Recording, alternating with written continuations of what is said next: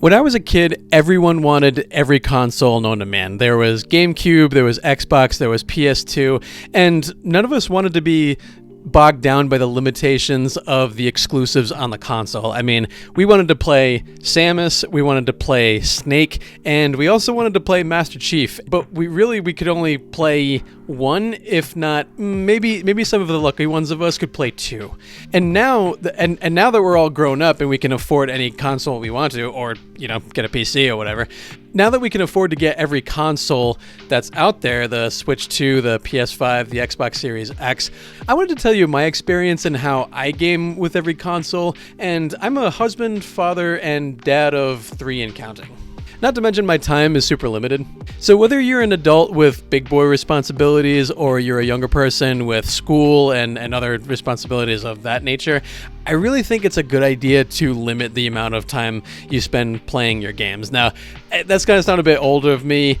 I'm in my 30s and stuff, so I mean, honestly, when our parents limited our game time as a kid, I didn't really appreciate that until now. See, to me, limitations actually help you look forward to your gaming sessions. And as odd as that may sound, if you had all the time in the world to game, and you could play all the games that you potentially wanted to play, I really ironically think that you would get bored and really curse out the gaming industry for having nothing to play, because limitations actually allow us more freedom with which to enjoy what we do play rather than playing everything all at once. And really, this is, again, good no matter what stage of life you're at. Fridays are a binge gaming night for me. I game from 9 o'clock in the evening to 1 o'clock in the morning, and that's like my really only time to really binge. Other than that, I get 1 to 2 hours, if that, in a night with which to game. That is if I'm not doing other things, because, I mean, now that I'm married, I mean, I watch different shows like Burn Notice with my wife, and then then there's also the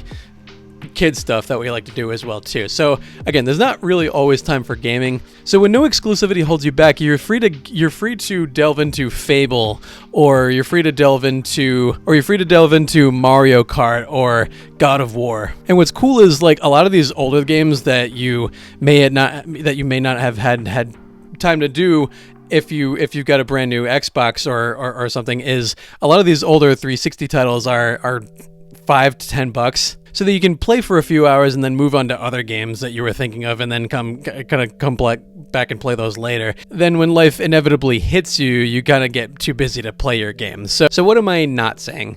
What I'm not saying is don't buy every console. I mean, I have every console.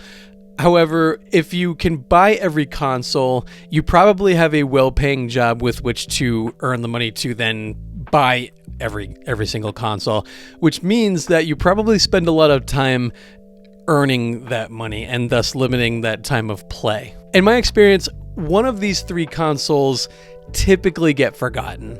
Thus, was it truly worth buying in the first place? There's a lot of people in different comment sections on YouTube that say, my PS5 collects dust, or my Xbox collects dust, or my Switch collects dust. What, or maybe your PC. Probably doubt it. Either way, if it collects dust, why buy it? I'll pick up this point in a minute. What I am saying is that if you do own every console and you're not some famous YouTuber, then definitely go into every console definitely go into that purchase decision knowing that you need to have realistic expectations of your gaming consoles. What I would suggest making a plan for what you want to play on those and stick to your plan. And there's a big reason for that is because you're going to go across different things. Like, you're going to see the Xbox store, you're going to see any one of the stores on your consoles. You're also going to see stuff like Deku deals, where there's things that are going to go on sale for like $5, $15, even $20. But what happens is you see those games, you buy them, you play them for like an hour or two, and then you kind of forget about them. And that right there is kind of a waste. And when you do this over time, you build up habits of just buying these games that you don't play more, and then it becomes, less of a waste and more of a big problem. So now you're needlessly wasting money on things that you don't actually use.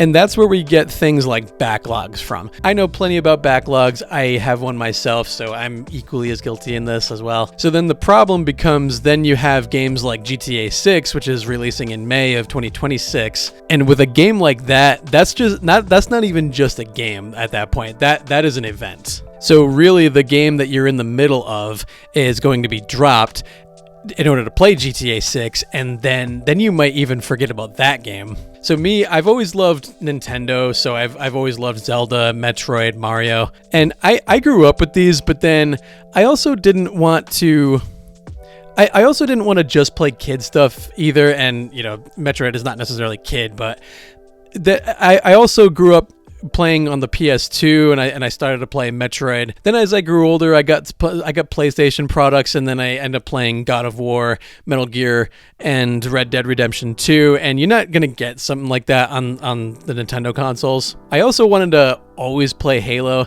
and I finally got an Xbox a year ago to binge through those games. Really, after a while, all these games start to pile up again. The purpose of their game consoles is to have fun, but you also want to realize that sometimes not having something is fine as well. And this brings me to another point I want to make as well too, which is subscriptions. There are plenty to choose from. I mean, all the three major consoles have their own subscriptions, and then there's other from third parties and stuff.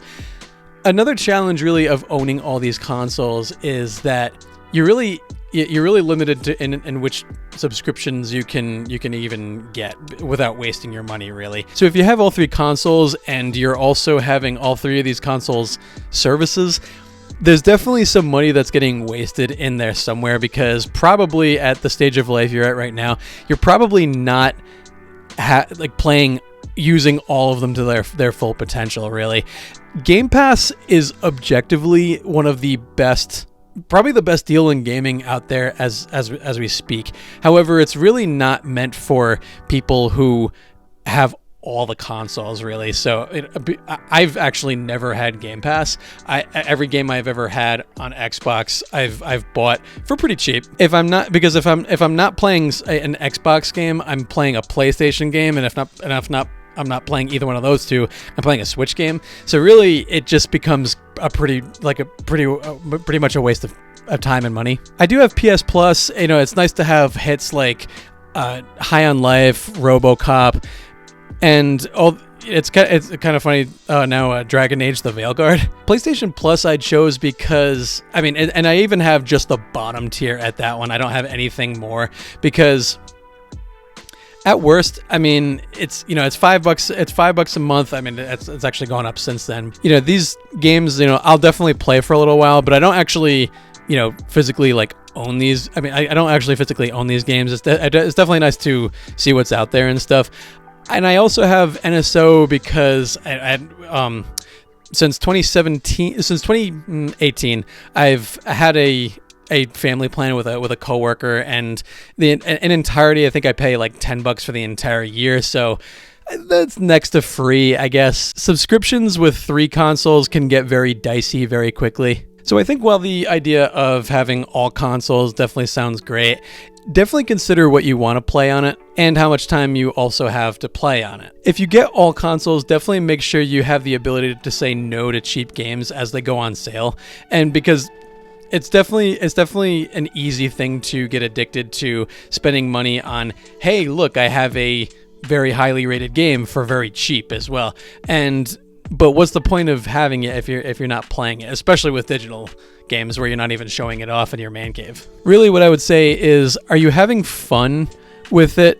Definitely stick to that, and then after that, maybe you can branch out a little more. Do you have stories of your own that you would like to share regarding owning all consoles and the limited time you have to play them? Definitely share those in the comments below. Do you agree? Do you not agree with these points? Let me know what you think in the comments below. I'm going to leave on screen a video about gaming in my 30s and how you can enjoy that as well.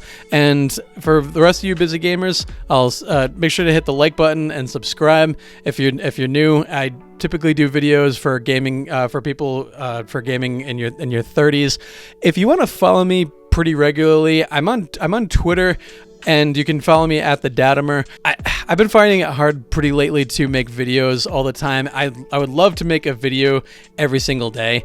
The issue is I typically have work, and then sometimes by the time I even get to making a video, I'm just very, very tired. So yeah, I let that get to me. But again, you can if you follow me on here and on YouTube, and then if you also follow me on Twitter, I'm pretty active on both those platforms, and I'll see you on the next video.